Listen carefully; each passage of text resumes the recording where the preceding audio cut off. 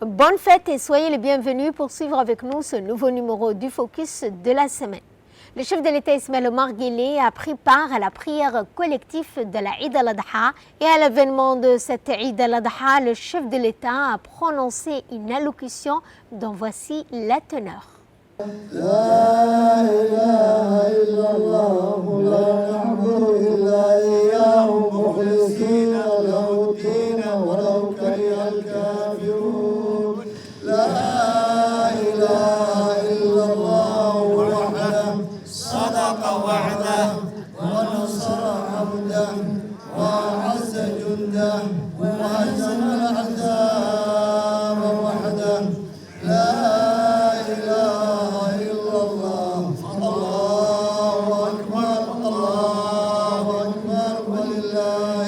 À l'occasion de la Eid al-Adha, le président de la République, son Excellence Ismaël Omar Guelleh, a pris part tous les matins à la prière de la Eid al-Adha au terrain Aouled, situé à proximité de l'hôpital général Berthier.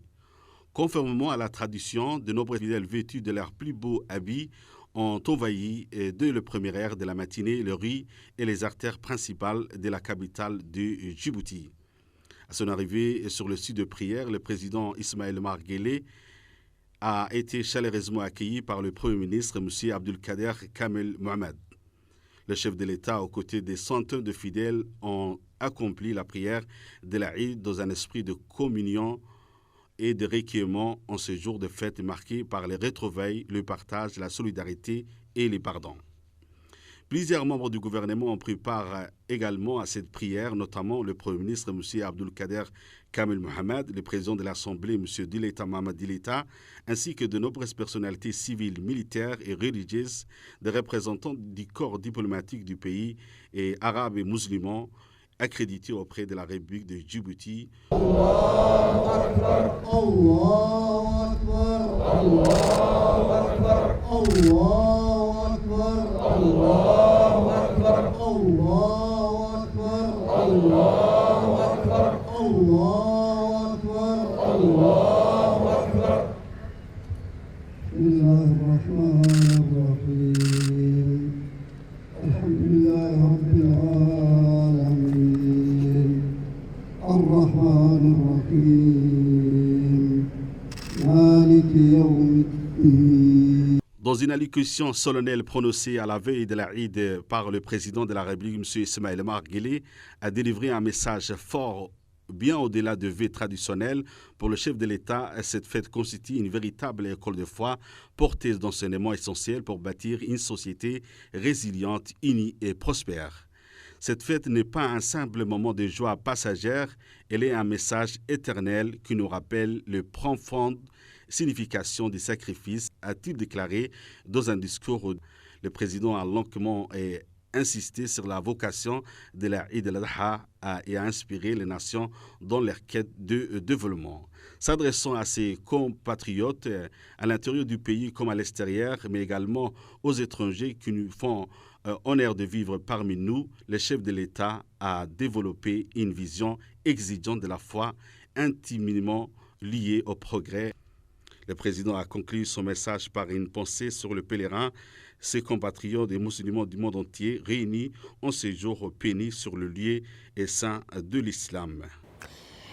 Un message de sympathie du président de la République Ismaël Omar Guelleh envers son homologue chinois Xi Jinping suite à l'explosion d'une mine de charbon qui a fait plus de 80 morts. Les détails dans cette séquence. Le président de la République, son Excellence Ismaël Omar Guelleh, a exprimé son soutien à son homologue chinois Xi Jinping, dont le pays déplore une centaine de victimes suite à l'explosion d'une mine de charbon dans la province nord.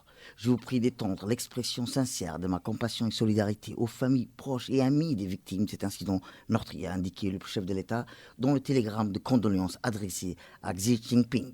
Le peuple et le gouvernement de Djibouti se joignent à moi pour manifester leur sympathie à la nation amie chinoise, dont l'épreuve difficile de cette tragédie, a dans le même document écrit le chef de l'État.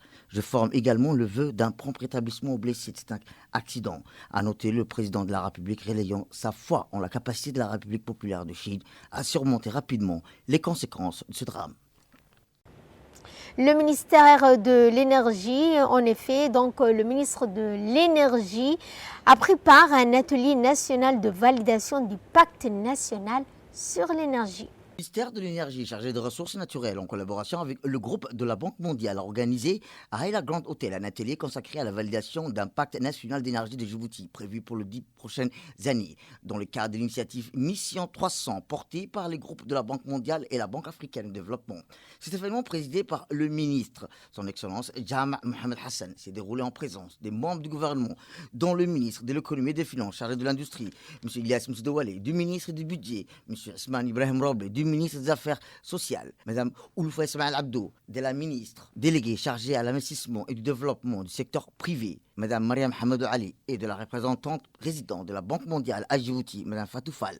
Il a en effet rassemblé toutes les parties prenantes du projet, dont des représentants des institutions gouvernementales, des agences, des entreprises publiques, des partenaires techniques, financiers du secteur privé, des investisseurs de la société civile, ainsi que de hauts cadres du ministère de l'Énergie chargé des ressources naturelles. Dans un contexte actuel où la République de Djibouti fait face à des défis énergétiques structurels qui conditionnent directement son développement industriel, économique, social et climatique, le pays connaît une croissance soutenue de la demande électrique annuelle. Cette dynamique s'accompagne de contraintes majeures qui appellent à une réponse stratégique urgente et concertée face aux nombreux défis rencontrés pour valoriser les atouts énergétiques exceptionnels. À Tadjoura, cette fois, la journée mondiale de la biodiversité a été célébrée à Ditilou. La journée mondiale de la biodiversité a été célébrée avec éclat à Ditilou, au lieu de la richesse écologique du pays, organisé chaque année à Djibouti. Cet événement international s'est tenu successivement à Djelo et à Obok en 2024-2025 avant de se poser ses valises cette année dans cette zone emblématique de la biodiversité terrestre. La cérémonie a été présidée par le secrétaire général du ministère de l'Environnement et du Développement durable, Dine Abdallah Omar, en présence notamment du préfet de Tadjoura, Abbas, ainsi que du président du conseil régional de Tadjoura. Placé sous le thème « Agir localement pour un impact mondial », l'édition 2026 a mis en lumière le rôle essentiel des communautés locales et des acteurs du tourisme dans la préservation de l'écosystème exceptionnel de Djibouti. Dans son intervention, le ministère de l'Environnement et du Développement durable, M. Mohamed Ahmed Awale, a souligné l'importance des initiatives communautaires dans la protection de la nature à Ditilou, illustre parfaitement le concept « vivre en harmonie avec la nature ». Une cérémonie de présentation et des formations des jeunes de la commune de Balbala a eu lieu en collaboration avec l'ADDS. L'Agence djiboutienne de développement social, en partenariat avec le ministère de l'Éducation nationale et de formation professionnelle, a procédé au lancement officiel des formations professionnelles dans le cadre du projet de développement urbain intégré, financé par l'Agence française de développement. La cérémonie s'est tenue au centre sectoriel de formation professionnelle au métier de Balbala, en présence d'un large panel de personnalités, notamment le directeur général de la formation professionnelle du MENFOP, le directeur général de l'ADS, le directeur général de l'AFD, ainsi que plusieurs acteurs professionnels du secteur B2B à Djibouti. Deux spécialités de niveau Bac 1 ont été officiellement lancées, à savoir conducteur des travaux bâtiments, géomètre et topographe. Ces formations s'étalent sur une durée de 9 mois, dont 6 mois de formation au sein du centre et 3 mois de stage pratique en entreprise afin de permettre aux apprenants d'acquérir une expérience professionnelle concrète. Washington et Téhéran se rapprochent lors d'un accord portant sur le pétrole, mais aussi l'enrichissement du nucléaire iranien. Des médias américains ont fait état d'avancées significatives dans les négociations en cours entre les États-Unis et l'Iran. Les deux parties se rapprochent d'un accord préliminaire portant notamment sur les exportations pétrolières et le programme nucléaire iranien. Selon les médias Axios, le projet d'accord prévoit une prolongation du cessez-le-feu pour une durée de 60 jours ainsi que la réouverture complète du détroit d'Ormuz. La navigation internationale sans frais de transit dans le but de soutenir la stabilité du commerce mondial et des marchés énergétiques. Le texte inclurait également l'autorisation pour l'Iran de reprendre librement ses exportations de pétrole, en contrepartie de la poursuite de discussions visant à soutenir et à parvenir à un accord plus large concernant le programme nucléaire iranien et les activités d'enrichissement. D'après les informations relayées, Washington envisage d'alléger certaines restrictions imposées aux ports iraniens et d'accords d'exportation ciblés aux sanctions durant la période de désescalade en parallèle. Évaluation de dizaines de milliers de personnes et fermeture d'écoles en Californie du Sud après la fuite chimique dangereuse. Les autorités californiennes ont ordonné l'évacuation d'environ 40 000 personnes et la fermeture de plusieurs écoles dans le sud de l'État après la poursuite d'une fuite de produits chimiques dangereux provenant d'un réservoir industriel utilisé dans la fabrication des pièces en plastique. Selon les autorités locales, la substance concernée est hautement inflammable tandis que les responsables ont averti qu'il existait un risque potentiel de rupture ou d'explosion du réservoir en raison de la pression des réactions chimiques de l'intérieur de l'installation. Les services d'urgence et les pompiers ont ainsi renforcé les mesures de sécurité afin de protéger les habitants des zones avoisinantes. Les opérations d'évacuation sont poursuivies dans les secteurs proches du site industriel. Fin de ce focus. Merci à vous de nous avoir suivis. Excellente fête à toutes et à tous.